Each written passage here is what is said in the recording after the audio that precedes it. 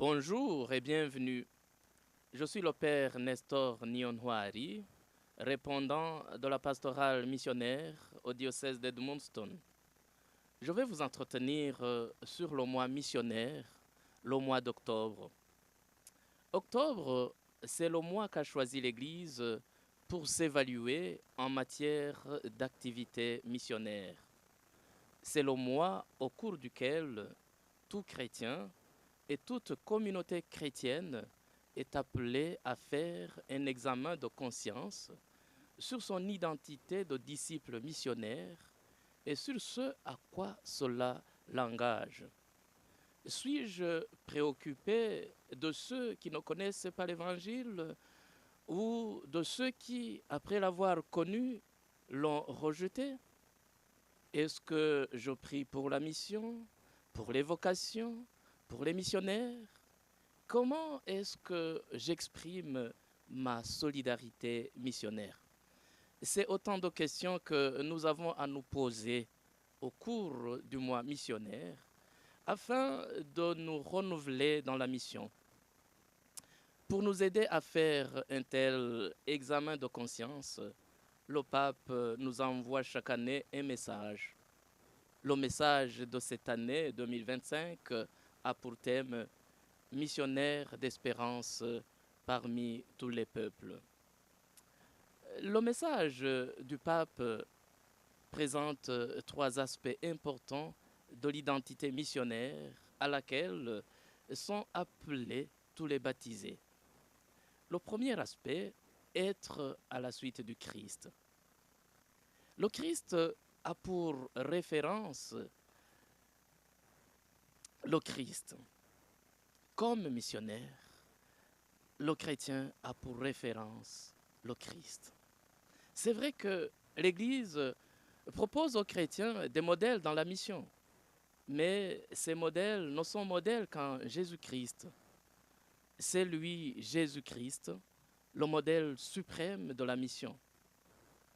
Et qu'est-ce qui a caractérisé la mission du Christ? Sa mission a été caractérisée par la proximité et la solidarité avec les gens pauvres, les gens affligés, les gens désespérés, les gens rongés par le mal, pour les consoler et leur ouvrir une porte d'espérance. Et c'est cela la mission du chrétien, la mission de l'Église.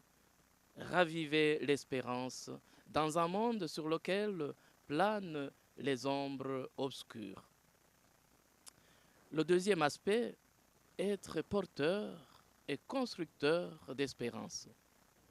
Le chrétien est appelé à s'immerger dans le monde qui s'offre à lui et à y être pour transmettre l'évangile d'espérance dont il est porteur. Et il fait cela en partageant les conditions de vie concrètes des gens qui s'y trouvent. D'abord, il se laisse toucher par ce qui les touche. Il se laisse façonner par ce qui les a façonnés. Puis, il motive et soutient leur émergence humaine et chrétienne. Ainsi faisant, il devient constructeur d'espérance.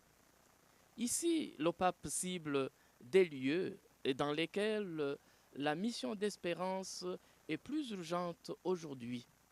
Premier lieu, les zones les plus développées. Et dans ces zones, on s'intéresse moins à son voisin.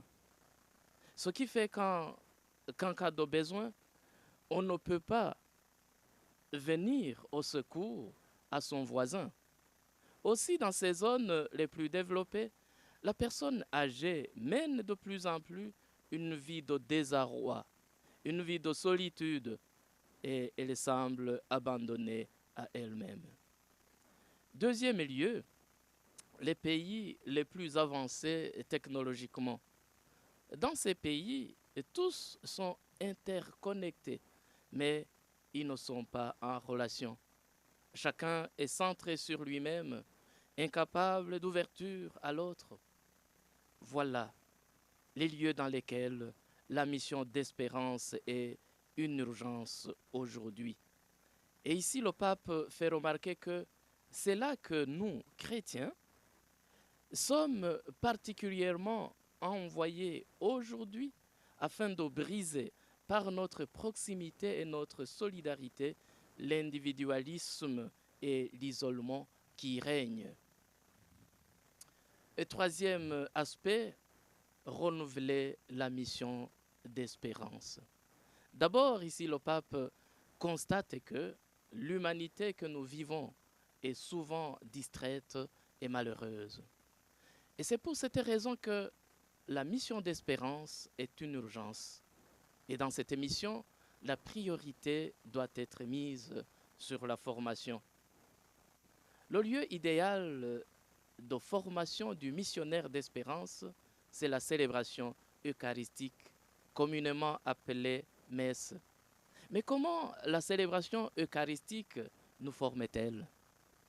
Chaque célébration eucharistique nous ramène au centre de notre foi, c'est-à-dire à la mort et à la résurrection du Christ. Et par la parole écoutée et prêchée, l'Eucharistie éclaire le chemin de notre mission et elle nous confirme dans la vérité. Avec la communion au corps et au sang du Christ, nous puisons dans l'Eucharistie la force d'avancer avec assurance, après quoi nous sommes envoyés en mission. Allez dans la paix du Christ, nous dit le prêtre à la fin de la célébration.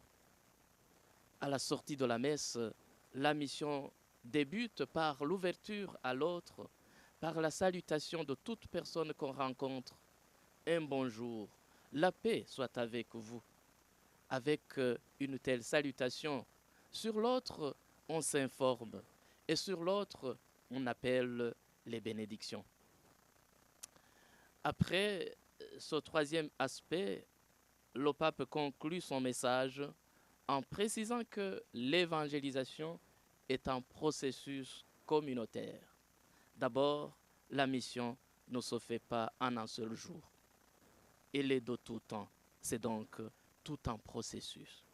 Ensuite, la mission n'est pas l'œuvre d'une seule personne ou d'un seul groupe. Donc, elle est communautaire. En même temps qu'on évangélise, on se laisse évangéliser. On n'a jamais fini d'évangéliser comme on n'a jamais fini d'être évangélisé. À l'instar des premiers chrétiens qui avaient un cœur et une âme, les baptisés forment une famille.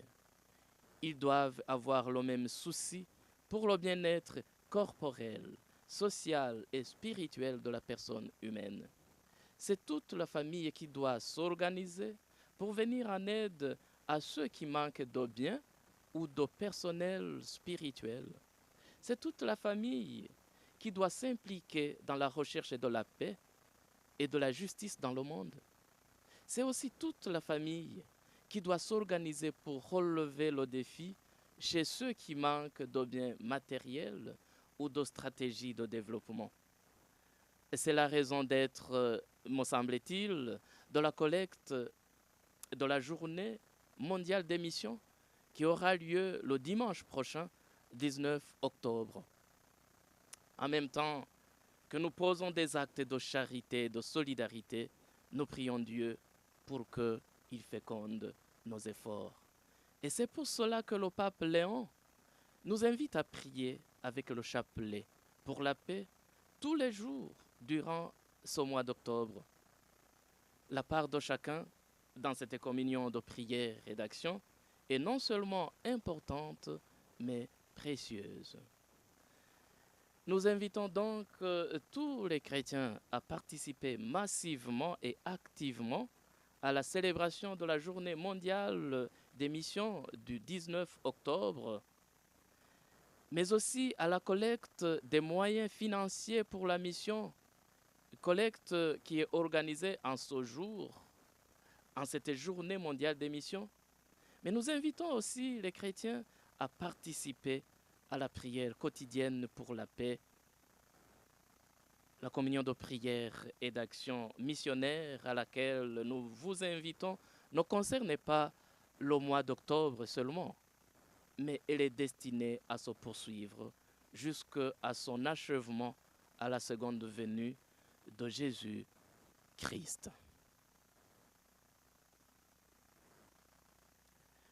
Je vous remercie pour votre aimable écoute.